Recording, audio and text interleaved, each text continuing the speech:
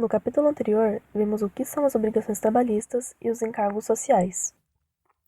Obrigações trabalhistas consistem em um conjunto de deveres, como parte da organização, e direitos, da parte do funcionário. Tais obrigações têm como finalidade garantir direitos aos trabalhadores, como aposentadoria, seguro-desemprego e etc., e prevenir que as empresas não exerçam práticas abusivas e afins com os funcionários. Encargos sociais podem ser compreendidos como impostos pagos pela empresa, como benefícios indiretos e de longo prazo aos colaboradores. Já os encargos trabalhistas consistem nos tributos convertidos em um benefício direto para o colaborador, ou seja, são valores pagos além do salário, segundo as normas da legislação brasileira.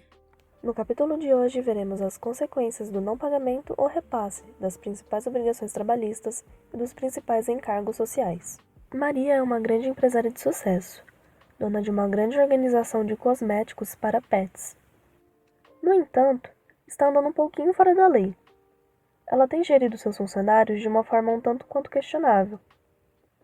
O setor de gestão de pessoas percebeu que Maria não tem cumprido com as obrigações trabalhistas e os encargos sociais há meses. A diretora de gestão de pessoas marcou uma reunião com o setor e com a CEO para esclarecer alguns parâmetros da lei e da área que devem ser cumpridos. Na reunião, foram levantadas as seguintes questões. Os encargos sociais obrigatórios por lei não estão sendo repassados para os colaboradores da forma correta. E as obrigações trabalhistas que são descontadas dos colaboradores não estão sendo repassadas regularmente.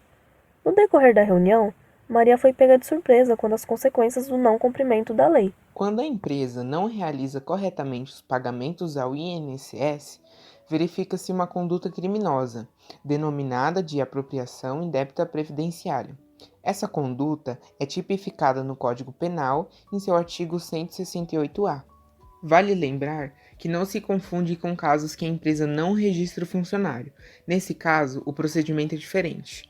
Além disso, o inciso 6 do artigo 32 da Lei 8.212, de 1991, assevera que as empresas têm o dever de comunicar mensalmente aos seus empregados os valores recolhidos sobre o tal de sua remuneração ao INSS. Ainda, a jurisprudência, por diversas vezes, já se posicionou no sentido de que a anotação na carteira de trabalho e previdência social, CTPS, é uma prova do exercício da atividade laborativa, bem como do tempo de serviço e do valor sobre o qual deveriam ser convertidas as contribuições do trabalhador. Por essa razão, a ausência do repasse do empregador não deve prejudicar o direito do contribuinte à aposentadoria, vez que o certo mesmo era ter recolhido. Além de todo o exposto, o trabalhador ainda pode comprovar ao INSS seu tempo de serviço por meio de outras provas, como a testemunhal, a reclamação trabalhista, os recibos de pagamentos dos salários ou até mesmo pleitar uma ação judicial. Nesse último caso, o contribuinte deve contar com a ajuda de um escritório e profissional de advocacia especializado para tratar do assunto. O que deve ser feito quando o empregador não realiza as contribuições? Bem, nesses casos, o INSS pode negar o pedido de aposentadoria, pois a pessoa perdeu a qualidade de segurado ou não completou o tempo suficiente para a aposentadoria. Quando isso ocorrer, buscar a ajuda de um profissional para resolver o problema é muito importante. É um caminho burocrático, mas se a pessoa teve o pagamento do INSS descontado em folha, há o direito indiscutivelmente, abrangendo todos os benefícios. Isso acontece mesmo quando a empresa não repassa os valores. O trabalhador precisa então comprovar que contribuiu com a Previdência Social por meio de indícios, tais como as anotações na carteira de trabalho, os recibos de pagamentos de salários, os contra-cheques e contratos e todos os possíveis documentos comprobatórios. Por isso, é tão importante que o empregado guarde os recibos dos salários e os dados que comprovem o tempo em que ele passou na empresa. Organizados todos os documentos que servirão de provas, eles devem ser apresentados a uma agência do INSS, e uma vez comprovado o vínculo empregatício e os rendimentos, o montante é repassado de forma integral ao contribuinte, igual aos casos de falência. Quando for comprovado o tempo de serviço, não há como saber o valor da remuneração. A quantia a ser depositada levará em conta o salário mínimo para se fazer o cálculo. Ressalta-se que o salário maternidade, seguro-desemprego e demais benefícios são garantias somente de quem possui carteira assinada. O tempo de serviço formal também importa no momento de calcular a aposentadoria. Se comprovados todos os requisitos e ainda assim houver indeferimento do pedido, o auxílio de um advogado é fundamental. É ele que avaliará se a sua demanda é passível de um recurso administrativo ou se é caso direto de uma ação judicial. O FGTS deve ser depositado pelo empregador até o dia 7 de cada mês em conta bancária vinculada, o equivalente a 8% da remuneração do trabalhador. Para os contratos de trabalho de aprendizes, o percentual é de 2%. No caso de trabalhador doméstico, o recolhimento é correspondente a 11,2%, 8% a título de depósito mensal e 3,2% de antecipação do recolhimento rescisório. Para o patrão que não recolher na data correta, haverá incidência de taxa referencial, TR, por dia de atraso, juros de mora e multa sobre a importância devida. Se o atraso for superior a 30 dias, a porcentagem da multa é dobrada. Dessa forma, a multa será de 5% no mês do vencimento e de 10% a partir do mês seguinte. A empresa que não fez o recolhimento também fica sujeita a sanções a partir da fiscalização do Ministério do Trabalho. Os valores variam de acordo com a infração e a quantidade de trabalhadores prejudicados.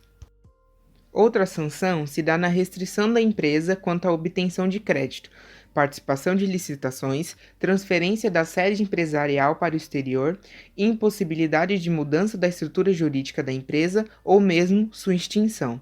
Além disso, o empresário pode responder criminalmente pelo crime de apropriação indébita, nos termos do artigo 168-A do Código Penal, utilizada por analogia, caso o empregador deixe de repassar o recolhimento do FGTS sem justificativa legal. A omissão ou atraso da declaração sujeita o estabelecimento ao recolhimento da multa automática. Nesse caso, é necessário preencher o documento de arrecadação das Receitas Federais, DARF, em 2 vias. A multa é calculada de acordo com o tempo de atraso e a quantidade de empregados omitidos. Para encontrar o período de atraso, iniciar a contagem a partir da data máxima permitida para a postagem das informações, ou seja, o dia 7 do mês subsequente à movimentação não declarada. Procure efetuar o pagamento da multa por meio do DARF no mesmo dia da postagem ou entrega das informações. Uma via do DARF deverá ser arquivada com a segunda via do CAGED, relatórios, extratos e disquetes, para comprovação junto à fiscalização do Ministério do Trabalho e Previdência Social. Não é necessário enviar cópia do DARF ao MTPS. A multa deve ser paga antes de qualquer procedimento fiscal por parte do Ministério do Trabalho e Previdência Social.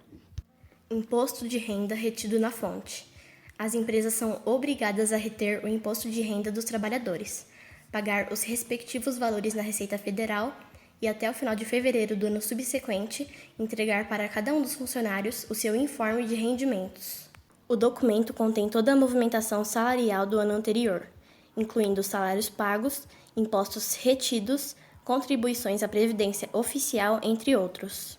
Se o empregador deixar de repassar todas as informações à Receita Federal, o contribuinte corre o risco de ter sua restituição retida na malha fina. Muitas pessoas não imaginam, mas ainda que tenham se cercado de todos os cuidados para não cometer erros na sua declaração, há situações em que a retenção ocorre por erro do próprio empregador. Um exemplo é a empresa que desconta o IR do funcionário, mas não recolhe o imposto na Receita Federal, ou o faz fora do prazo. Se você não enviar a declaração do imposto de renda, a situação é ainda mais séria. Você pode ser processado e investigado por crime de sonegação fiscal e ficar recluso de 2 a 5 anos. O fisco ainda poderá cobrar multa pelo atraso na entrega e o imposto devido acrescido de até 150% com juros Selic. Além de punições da Receita Federal, poderá se deparar com problemas para pedir um empréstimo no banco ou para fazer financiamentos de carro ou de imóvel.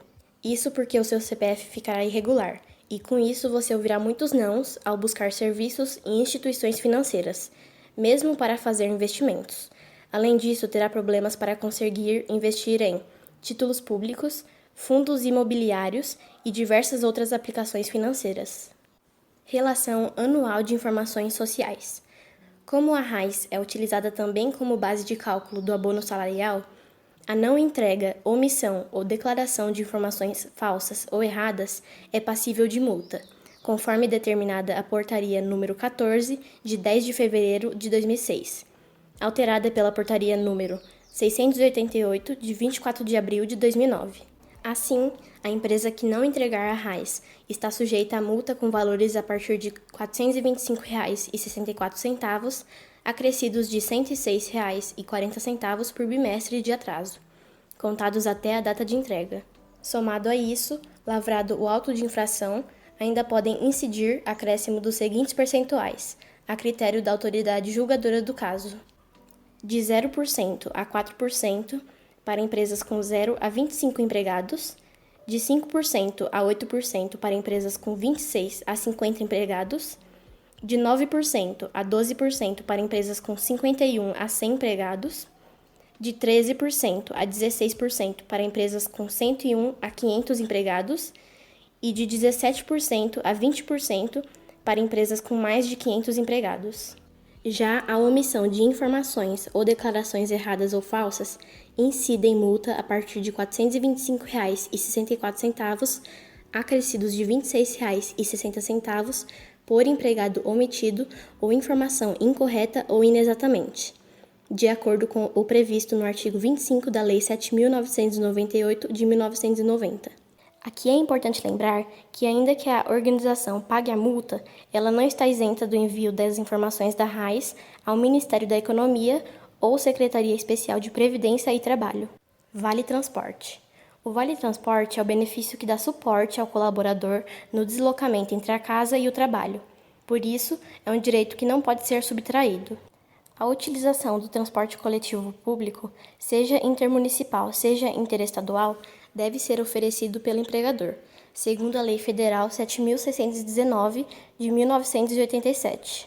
Em caso de omissão desse benefício, o empregador responde às observâncias da legislação. Independente do motivo do atraso, a empresa deve ser transparente com o funcionário e explicar as razões da demora. Se o empregador conseguir identificar antes do dia da concessão do benefício que irá atrasar, o ideal é que também comunique aos colaboradores com antecedência.